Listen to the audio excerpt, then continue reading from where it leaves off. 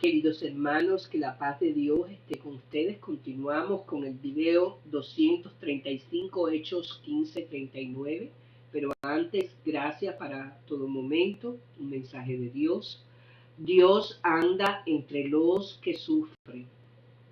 Él mismo tomó nuestras enfermedades y llevó nuestras dolencias. Mateos 8:17. Imagínate un campo de batalla cubierto de cuerpos heridos y puedes ver a Betesda. Imagínate un asilo de ancianos atestado de residentes y con escasez de personal y verás el estanque. Haz memoria de los huérfanos en Bangladesh y de los abandonados en Nueva Delhi y verás lo que la gente veía al pasar por Betesda. Al pasar, ¿qué escuchaban? Una ola interminable de gemidos. ¿Qué contemplaban? Un campo de necesidades sin rostro. ¿Qué hacían? La mayoría seguían de largo. Pero Jesús no. Él está solo. La gente lo necesita. Por eso está allí. Puedes imaginártelo. Jesús caminando entre los que sufren. No pueden imaginar siquiera que Dios está caminando despacio, con mucho cuidado, entre los mendigos y los ciegos. Amén. Pablo se separa de Bernabé y comienza su segundo viaje misionero. Después de algunos días, Pablo dijo a Bernabé: volvamos a visitar a los hermanos en todas las ciudades en que hemos anunciado la palabra del Señor, para ver cómo están. Y Bernabé quería que llevasen consigo a Juan, el que tenía por sobrenombre Marcos.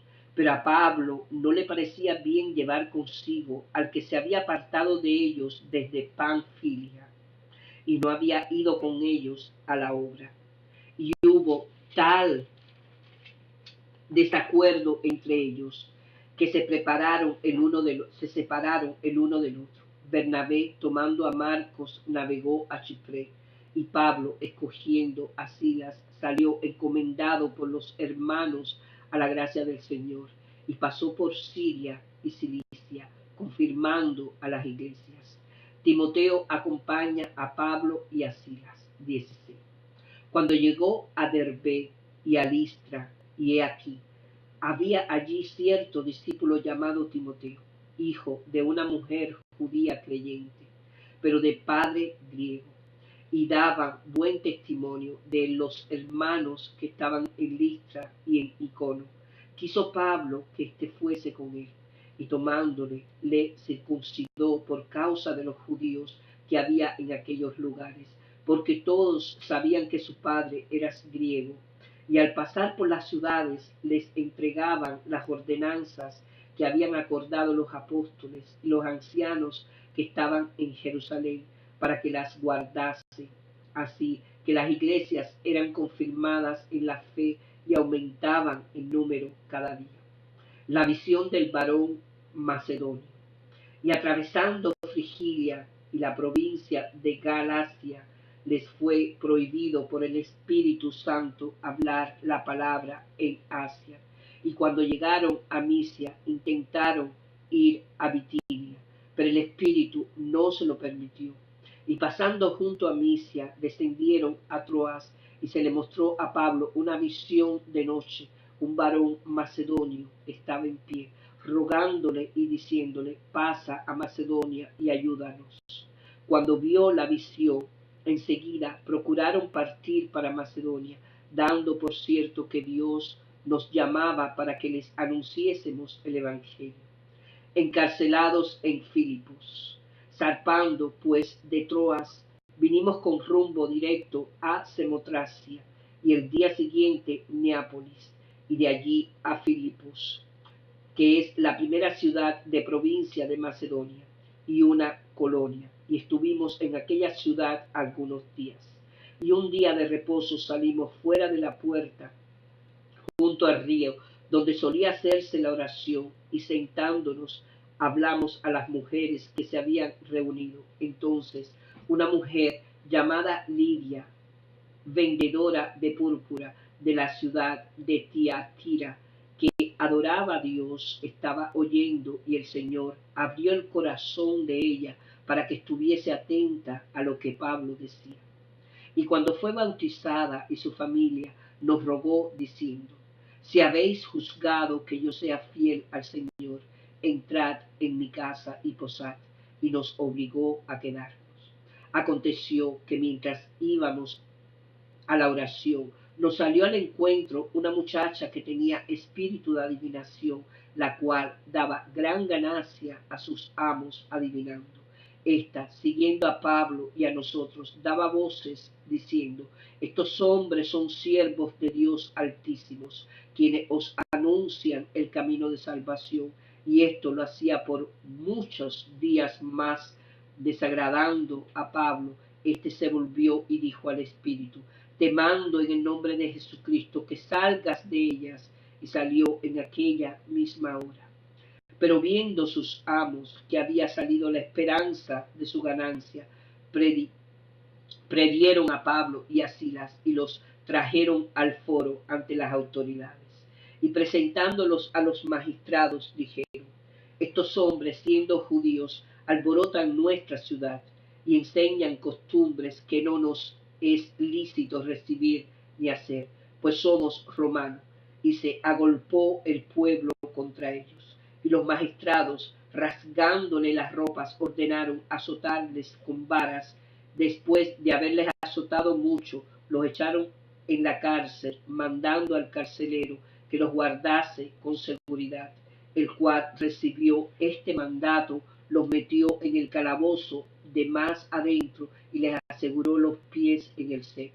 Pero a medianoche, orando Pablo y Silas, cantando himnos a Dios, y los presos los oían. Entonces sobrevino de repente un gran terremoto, de tal manera que los cimientos de la cárcel se sacudían, y al instante se abrieron todas las puertas y las cadenas de todos se soltaron.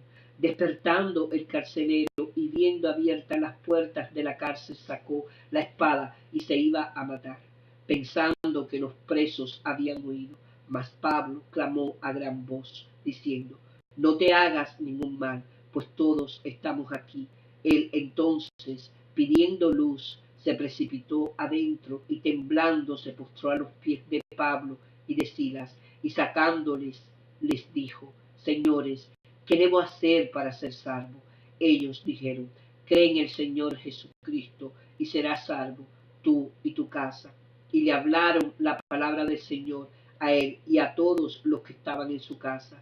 Y él, tomándolos en aquella misma hora de la noche, les lavó las heridas, y enseguida se bautizó él con los suyos. Y llevándolos a la casa, les puso la mesa y se regocijó con toda su casa de haber creído a Dios. Cuando fue de día, los magistrados enviaron alguaciles a decir: suelta a aquellos hombres. Y el carcelero hizo saber estas palabras a Pablo: los magistrados han mandado a decir que se os suelte, así que ahora salid y marchaos en paz. Pero Pablo les dijo: después de azotarnos públicamente sin sentencia judicial, siendo ciudadanos romanos, nos echaron en la cárcel, y ahora nos echan encubiertamente. No, por cierto, sino vengan ellos mismos a sacarnos. Y los alguaciles hicieron saber estas palabras a los magistrados, los cuales tuvieron miedo al oír que eran romanos. Y viniendo los rogaron, y sacándolos les pidieron que salieran de la ciudad. Entonces, saliendo de la cárcel, entraron en casa de Lidia, y habiendo visto a los hermanos, los consolaron y se fueron. El alboroto en Tesalónica. 17. Pasando por Anfípolis y Apolonia, llegaron a Tesalónica, donde había una sinagoga de los judíos. Y Pablo, como acostumbraba fue a ellos y por 3 días de reposo discutió con ellos, declarando y exponiendo por medio de las escrituras que era necesario que el Cristo padeciese y resucitase de los muertos, y que Jesús, a quien yo os anuncio, decía, Él es Cristo, y algunos de ellos creyeron, y se juntaron con Pablo y con Silas.